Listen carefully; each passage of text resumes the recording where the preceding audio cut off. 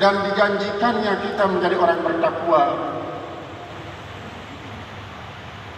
Kalau kita coba bertanya, apakah kita ini sudah menjadi orang beriman atau tidak?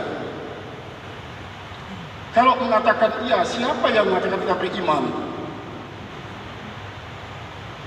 Kalau kita bertanya, apakah kita sedang berpuasa atau tidak? Kalau kita mengatakan berpuasa, siapa yang mengatakan kita berpuasa dan tidak berpuasa? Kalau kita bertanya, apakah kita ini sebagai orang takwa atau tidak? Kalau kita katakan iya atau tidak, siapa yang mengatakan iya dan tidak? Yang tahu hakikat ketiganya inilah Allah Subhanahu wa Ta'ala. Namun tidak berarti kita tidak akan berhak untuk mengatakan diri sebagai seorang mukmin yang terpanggil dengan kata-kata ya ayyuhalladzina amanu. Kita juga berhak mengatakan bahwa kita sedang berpuasa. Kita juga berhak mengatakan diri kita untuk mendapatkan predikat takwa. Setidaknya menurut gambaran kita sendiri sebagai manusia biasa. Sedangkan hakikat iman, puasa dan takwa kita yang Allah saja yang mengetahuinya. Kaum muslimin jamaah salat Jumat yang terhormat, iman dikatakan oleh para ulama-ulama usuluddin, iqrarun bil lisan wa tasdiqun bil jinan wa izharun bil arkan. Iman itu adalah suatu pengakuan mulut secara lisan, mengatakan asyhadu an la ilaha illallah wa asyhadu anna muhammadar rasulullah. Wa tasdiqun bil jinan, diyakini dengan hati, bukan hanya lidah yang mengatakan aku bersaksi bahwa tiada Tuhan kecuali Allah dan Muhammad utusan Allah, tapi apa yang kita ucapkan, yang kita ikrarkan, yakini dengan hati, sepenuh hati.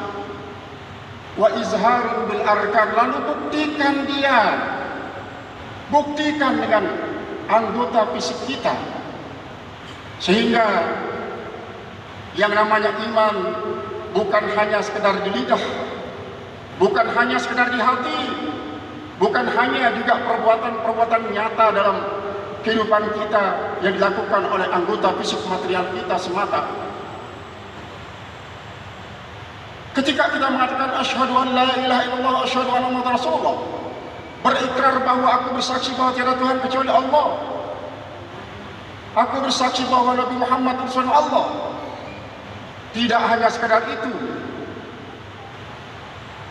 tetapi para ulama mengatakan amantu billah wa bima qala Allah, aku beriman terhadap Allah dan apa yang difirmankan oleh Allah. Amantu billah wa bima qaddara Allah, aku beriman kepada Allah dan beriman dengan apa yang ditakdirkan oleh Allah. Amantu billah wa bima qaddara Allah, aku beriman kepada Allah, aku juga beriman kepada apa yang sudah menjadi keputusan Allah. Amantu bir rasul wa bima qala rasul, aku beriman kepada Rasul dengan apa yang dikatakan dan disabdakan oleh Rasulullah. Wa bima fa'alahu wa bima akarahu, apa yang dia perbuat dan apa yang dia jadikan suatu ketetapan, lalu kita implementasikan dalam kehidupan nyata kita, baik menjadi manusia seorang diri, self independent, atau manusia sebagai sosial, kemasyarakatan, human sociality. Kita berkeluarga, kita bertetangga, kita bermasyarakat, kita berbangsa dan bernegara. Sebagai seorang mukmin, mengakui statusnya di tengah-tengah lingkungan masyarakat, maka dia akan berbuat sesuatu yang akan membuat masyarakat jadi aman dan nyaman. Rasulullah SAW bersabda, al-muslimu man salimal muslimuna min lisanihi wa yadihi. Orang-orang yang dikatakan muslim sesungguhnya itulah orang-orang muslim yang lidahnya dan perbuatannya dapat membuat orang-orang muslim yang lainnya menjadi hidup sejahtera, menjadi hidup aman, menjadi hidup damai.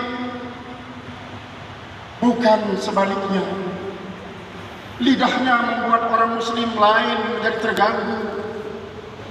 Perbuatannya membuat orang muslim lainnya menjadi merasa hina. Bahkan tingkah laku dan perilakunya membuat muslim lain merasa mengatakan diri, saya tidak masuk dalam golongan mereka. Muslim semacam itu bukanlah muslim yang diinginkan oleh Rasulullah Sallallahu Alaihi Wasallam. Karena seorang muslim mukmin sejati adalah mukmin muslim sejati itu adalah yang bisa menciptakan keimanan, keamanan, kedamaian di tengah-tengah masyarakat mereka hidup, baik sebagai masyarakat yang kecil maupun masyarakat besar, secara mikro dan makro di tengah-tengah bangsa dan negara ini. Maka salah satu daripada implementasi daripada keimanan yang kita ucapkan dengan lidah, yang kita yakini dengan hati dan kita buktikan dengan anggota fisik adalah kita melakukan apa yang diwajibkan oleh Allah Subhanahu wa taala kepada kita berupa puasa 1 bulan setiap tahunnya. Puasa secara syar'i, al-imsaku an jami'il muftirati min tulu'il fajri ila ghurubi syams. Yang namanya puasa secara syariat adalah menahan diri daripada semua yang membatalkan puasa sejak terbit fajar sedikit sampai terbenam matahari.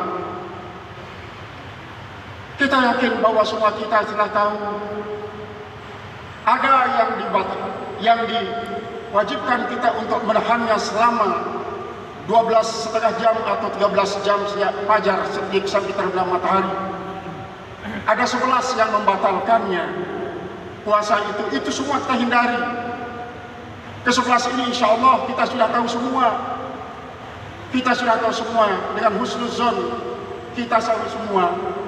Tinggal bagaimana kita aplikasikan semua yang 11 ini dalam kehidupan kita melaksanakan ibadah puasa dari fajar sampai terbenam matahari. Itulah yang sangat penting. Jangan remehkan, ini memang syar'i. Tetapi berbungkus syar'i itulah hakikat ma'rifatnya akan menjadi hidup. Tanpa bungkus kain syar'i, maka hakikat ma'rifat tidak pernah ada.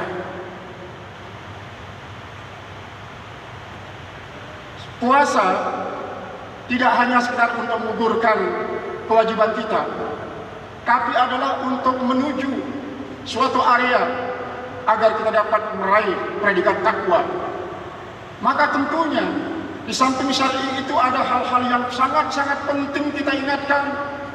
Jangan sampai merusak syar'i itu sehingga menjadikan puasa kita bombas, tidak sama sekali ada manfaatnya. Kam min syaimin laisa lahu min syamihi illa al-atas wal ju'. Berapa banyak orang-orang yang melakukan puasa secara syar'i sudah bagus, tapi ternyata dia tidak mendapatkan apapun daripada puasanya kecuali haus dan lapar saja. Maka oleh sebab itu kita wajib memperhatikan khamsun tubtirus syiyama, 5 hal yang membatalkan pahala puasa. Pertama adalah al-yaminul ghamus, yaitu bersumpah yang sia-sia. Arti bersumpah sia-sia itulah sumpah yang kita lakukan untuk membatalkan yang benar dan membenarkan yang batal. Yang namanya sumpah itu berkisar kepada wallahi, wabillahi, watallahi. Demi Allah, demi Allah, demi Allah. Adapun kalau diiringi dengan kata-kata kutuk, itu bukan sumpah namanya, tapi li'an. Seperti yang dilakukan oleh banyak orang, mengatakan kalau saya pernah melakukan ini, saya sanggup menjadi orang yang terkutuk selama hidup. Itu bukan sumpah, kutuk, li'an namanya. Betapa banyak orang-orang mengatakan kalau saya tidak pernah melakukan seperti apa yang kamu lakukan ini, saya sanggup kalau kehidupan saya bukan kehidupan manusia tetapi kehidupan hewan. Itu juga namanya li'an. Yang namanya sumpah singkat, wallahi wabillahi watallahi. Demi Allah, saya tidak pernah mengambil barang Tuhan. Itu sudah cukup. Kalau dia membenarkan sesuatu yang batal dan batalkan sesuatu yang benar, itu namanya sumpah yang lagu, sumpah yang ini berpotensi menghapus pahala puasa kita. Yang kedua adalah berbohong. Walaupun bohong itu bohong-bohongan, tapi tidak ada bohong-bohongan itu adalah bohong yang benar. Seperti halnya ketika kita tidur di siang bolong pada bulan suci Ramadan ini, melepas tubuh yang sedang lelah beraktivitas dari pagi sampai siang, tiba-tiba ada anak atau cucu kita yang ada di dalam rumah ikut tidur, tapi dia menangis terus. Kalau anak ini tidak ditakuti, maka dia tidak akan bisa diam dari tangisnya. Lalu kita mengatakan, diam, jangan menangis terus. Ada perampok di luar akan membunuh kamu. Padahal tidak ada di luar perampok itu. Ini juga namanya berbohong, berpotensi membatalkan pahala daripada puasa kita. Makanya jangan pernah main-main dengan kebohongan, baik kebohongan secara virtual ataupun secara manual, itu juga namanya kebohongan. Yang ketiga yaitu al-ghibah, membicarakan kejelekan-kejelekan siapapun yang kita anggap jahat, sekalipun memang dia betul-betul orang jahat, tidak dibenarkan kita bicarakan kejelekannya, apalagi dengan maksud untuk menyebar kejelekan-kejelekan orang tersebut. Pada bulan suci Ramadan ini kadang-kadang kita tidak sadar bahwa di saat kita rembuk duduk 2 atau 3 orang, secara tidak sadar kita berbicara tentang kejelekan orang. Itu juga namanya ghibah, sangat potensial untuk membakar pahala daripada puasa kita. Yang keempat adalah namimah. Namimah itulah provokator. Pada era sekarang ini, provokator itu kadang-kadang tidak kelihatan, tetapi kadang-kadang akibatnya itu sangat-sangat meresahkan, bahkan menjadikan orang banyak jadi korban karena provokasi yang namanya namimah. Sepatah 2 patah kata yang kita ucapkan berupa provokasi itu akan dapat menghancurkan sebuah negara. Perang Ukraina dengan Rusia tidak terlepas daripada provokasi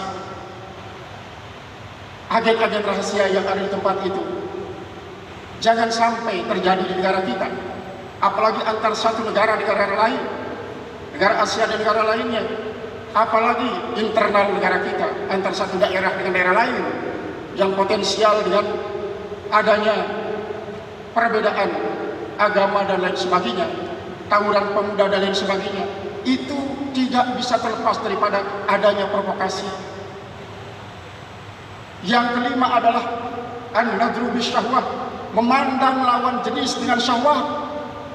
Walaupun istri kita yang sedang tidur nyenyak di dalam kamarnya, pada saat itu busananya mungkin terbuka, membuat kita suaminya menjadi terlena melekkan daripada postur tubuh sang istri sampai timbul syahwat yang akan menyebabkan kita nanti akan berbuka puasa dengan melakukan hal itu. Ini juga termasuk an-nadru bisyahwah, dapat membatalkan pahala puasa kita. Walaupun pada gambar yang melekat di surat kabar ataupun di majalah-majalah, itu juga namanya mandang dan syahwat, membatalkan pahala puasa kita. Apa yang kita tuju dengan ini? Yaitu takwa, takut kepada Allah Subhanahu wa taala, agar kita dapat mencapai wa may yattaqillaha yaj'al lahu makhraja wa yarzuqhu min haitsu la yahtasib. Siapa saja yang takwa kepada Allah, Allah akan memberikan jalan keluar daripada segala masalahnya, dan Allah akan memberikan rezeki daripada apa yang diberikan oleh Allah berupa keridaan-keridaannya. Maka untuk meraih predikat semacam ini, kita tidak hanya sekedar berniat untuk menggugurkan kewajiban melakukan puasa Ramadan, tetapi ada hal-hal yang penting kita perhatikan seperti yang tadi itu. Mudah-mudahan dengan demikian kita masuk dalam kategori lau anna ahlal qura amanu wattaqaw la fatahna 'alaihim barakatin minas sama'i wal ardh walakin kadzabu akhadnahum bima kanu yaksibun. Seandainya penduduk suatu wilayah, penduduk suatu daerah, penduduk suatu negeri, penduduk suatu benua, bahkan penduduk bumi ini beriman dan bertakwa kepada Allah Subhanahu wa taala, niscaya kami akan bukakan pintu keberkahan dari langit dan bumi. Tetapi kebanyakan mereka itu menjadi pembohong. Imannya iman yang bohong, takwanya juga takwa yang bohong. Maka kami azab mereka dengan sebab usaha-usaha mereka sendiri. Kaum muslimin jamaah salat Jumat yang terhormat, mudah-mudahan khutbah yang singkat yang bisa khatib sampaikan pada kesempatan ini dapat memotivasi kita untuk senantiasa berikhtiar dan berikhtiar agar iman kita semakin meningkat kekuatannya, agar puasa kita diterima oleh Allah Subhanahu wa taala, dan agar ketakwaan kita semakin sempurna menurut pandangan Qadirul Jalil. Mari kita mohon kepada Allah Subhanahu wa taala. A'udzubillahi minasyaitonir rajim. Bismillahirrahmanirrahim. Rabbana atina min ladunka rahmatan wa hab lana min amrina rasyada. Rabbana ij'al lana min ibadikas sha'imin al-qa'imin waj'alna min ibadikas sha'imin al-qa'imin. Allahumma taqabbal minna salatana wa siyamana wa qiyamana wa ruku'ana wa sujudana wa tasbihana tahmidana wa tamim taksirana. Allahumma ja'alna minal mulaqina bi syarri ramadanil mubarakal atiyah aman ba'da amin, sanatan ba'da sanatin, liqa'an ba'da liqa'. Allahumma ja'al ibadatana muwafaqatan bi lailatul qadar. Allahumma ja'al ibadatana muwafaqatan bi lailatul qadar. Allahumma ja'al ibadatana muwafaqatan bi lailatul qadar. Waj'alna minal mulaqina bi syahri ramadanil mubarakal atiyah. Waj'alna minal mulaqina bi malaikat Jibril bi lailatul qadar. Rabbana taqabbal minna innaka antas samiul alim wa tub alaina innaka antat tawwabur rahim. Barakallahu lakum fil Qur'anil azim wa nafa'ani wa iyyakum bihi minal ayati wa dzikril hakim. Aqulu qawli hadza wa astaghfirullahal azim innahu huwal ghafurur rahim.